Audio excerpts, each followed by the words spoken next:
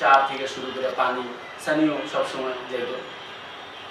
তো এই যে দেখতাম যে এক এক জায়গায় গেলে যে এক এক বন্ধু আছে, এই বন্ধুগুলো যে সময় এসে মানে সহযোগিতা করা, ডাক খোঁজ নেওয়া, এই অনুভূতিগুলি কিন্তু প্রফেশনাল লাইফে যখন আমরা যাই তখন বেশি ফিল হয়।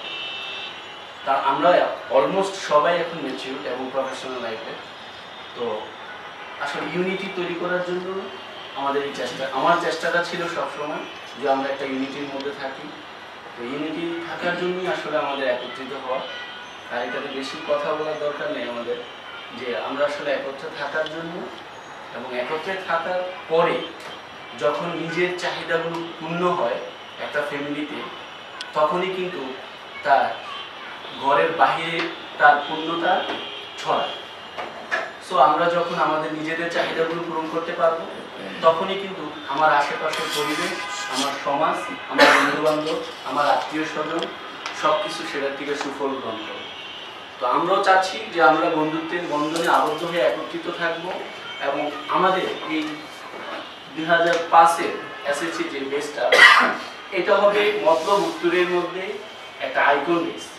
কেন আইকন বেস বলতেছি, এটার কিছু মানে একটা দুইটা লজিক আমি বলি। সেটা হচ্ছে যেটা হাসান বললো, এখনো পর্যন্ত কোনো সংগঠনই, হ্যাঁ অনেকেই করতেছে, সামাজিক অনেক কাজ করতেছে, বাট সেটা চোখে পড়ার মতো সামাজিক কোনো কাজ করে না। তারা কাজ করে হচ্ছে ওকেশনাল, শীতের সিজনে শীতের কাপড়, আর হচ্ছে বন্যা হলে বন্যাতদের মাঝে কিছু দেওয়া,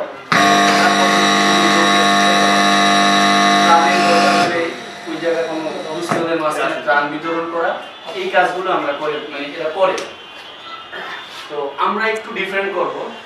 আমরা একটা লং টাইমে আমরা নিজেদেরকে আগে ফুলফিল আপ করবো। যেমন নিজেদেরকে ফুলফিল আপটা হচ্ছে যে আমাদের বেসে এই অর্থাৎ মতলব উত্তরে প্রায় 38টা স্কুলের মাঝখানে আমার যারা মধ্যে যে এসএসসি মানে ক্লাস 10 আপ 10 করা যায় হচ্ছে, সেটা হচ্ছে 35টা স্কুল, 38টা না, ঠিক আছে। সো যেখানে এসএসসি পাস করা হয়েছে মানে করে গেছে যে স্টুডেন্টগুলো, তাদেরকে নিয়ে হচ্ছে আমাদের এই বন্ধুত্বের এই বন্ধনটা।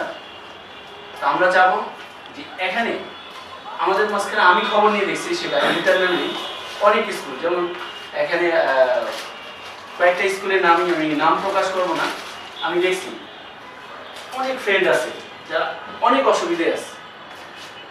সেটা কেউ মানে বাসায় বলে প্রকাশ করা যাবে না যে আমার ফ্রেন্ড এটা অনেক অসুবিধায় আছে।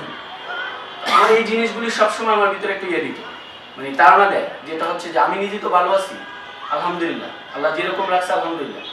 আমি মনে করি যে আমরা সবাই ভালো আছি, বাট আসলে এর মাঝখানে অনেকেই আছে, প্রবলেমের মধ্যে আছে। বন্ধু হচ্ছে সবসময় সাহায্য সহযোগিতা, সুখ দুঃখ। এই জন্য আমি সবসময় মনে করি যে অন্ধকারে যদি আমি হাঁটি, সেটা আমি বন্ধুর সাথে হাঁটবো। অন্ধকারে হাঁটলে বন্ধুর সাথে হাঁটবো। সো অন্ধকারে যখন কেউ হাঁটে, তার রাস্তাটা কীরকম হয় সেটা যে হাঁটে সেই বুঝে। এবং তখন যদি আমার বন্ধুর সাথে থাকে, ওই হাঁটাটা অনেক স্মুথ হয়। অন্ধকার, দিনের আলো তো সবাই হাঁটতে পারে, আমরা তো দিনের আলোয় সবাই হাঁটতে চাই। অন্ধকারে কিন্তু বন্ধুত্বের হাঁটা অনেক অনেক বড় কষ্টদায়ক এবং সেটা অনেক মসৃণ হয় এবং সফল হয়। তো আমরা চাবো যে আমরা একত্রে থাকি এবং এগুলো সুফল কুফল প্রতিটি আলোচনা হবে, কিছু কিছু টাস্ক সবার থেকে আসবে। এগুলো আমি এখানে একটা সবাইকে বলে রাখি যে আমরা একত্রিত হওয়ার যে কুফলটা আছে, সেই কুফলটা সবাই প্লিজ হাইলাইট করো।